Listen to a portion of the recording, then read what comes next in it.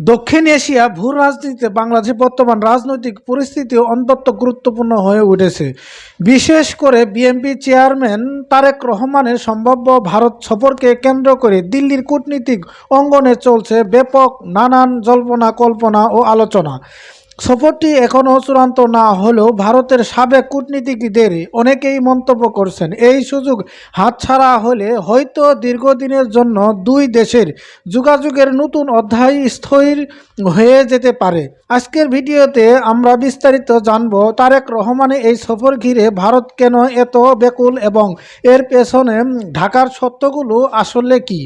ভারতের বার্তা সংস্থা ANI-কে দেওয়া এক সাক্ষাৎকারে ভারতের সাবেক কূটনীতিক বিদ্যাভূষণ সোনি তারেক রহমানের ভারত সফর নিয়ে ইতিবাচক ও আশাবাদী প্রতিক্রিয়া প্রকাশ করেছেন।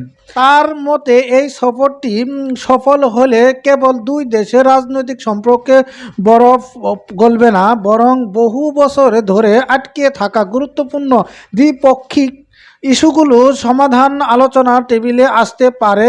উদাহরণস্বরূপ তিস্তা পানি বন্টন চুক্তি, যা দীর্ঘদিন ধরে ঝুলে রয়েছে, রোহিঙ্গা সংকট, মিয়ানমারের উপর ভারতের যে ভূরাজনৈতিক প্রভাব রয়েছে তা ব্যবহার করে রোহিঙ্গা প্রত্যাবাসন, ঢাকার পাশে দিল্লি থাকার সুযোগ তৈরি হতে পারে।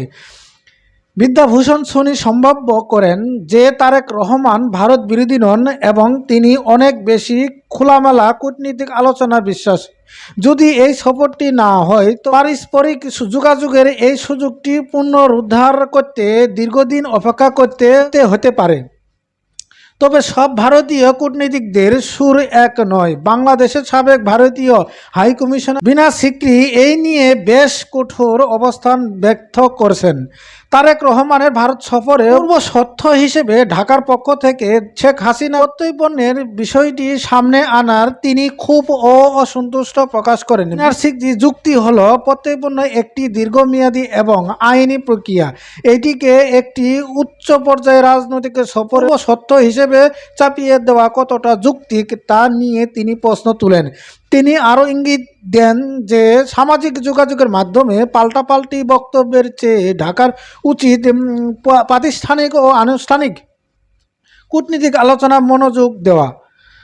অন্যদিকে বাংলাদেশের পররাষ্ট্র মন্ত্রণালয় ও ঢাকা রাজনৈতিক মহল নিজেদের অবস্থান পরিষ্কার করছে। ঢাকার মূল বক্তব্য হলো সাবেক প্রধানমন্ত্রী শেখ হাসিনা প্রত্যর্পণ, মানবতা বিরোধী অপরাধ ও হত্যাকাণ্ডের অভিযুক্তদের বাংলাদেশে ফিরিয়ে ব্যবস্থা মুখোমুখি করা। এসব বড় ধরনের কূটনীতিক সমস্যা সুরাহা ও দৃশ্যমান অগ্রগতি ছাড়া একটি স্বাভাবিক ও সফল রাজনৈতিক সফরের পরিবেশ তৈরি হওয়া কঠিন।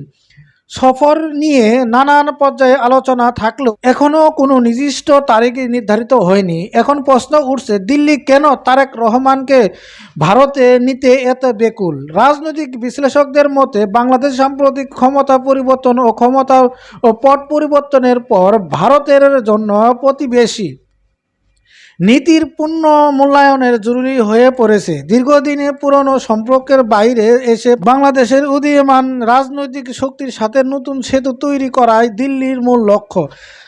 তবে ঢাকার শক্ত অবস্থানে এই কূটনীতিকে নতুন এক জটিল সমীকরণে ফেলে দিয়েছে। আপনার কি মনে হয়, শেখ হাসিনার প্রত্যর্পণ ইস্যুতে সমঝোতা ছাড়া এই সফর কি সম্ভব, নাকি আগামী দিন দুই দেশের কূটনীতি নতুন কোনো মোড় নেবে? কমেন্ট করে জানান আপনার মতামত। Desk report, MRJ TV news.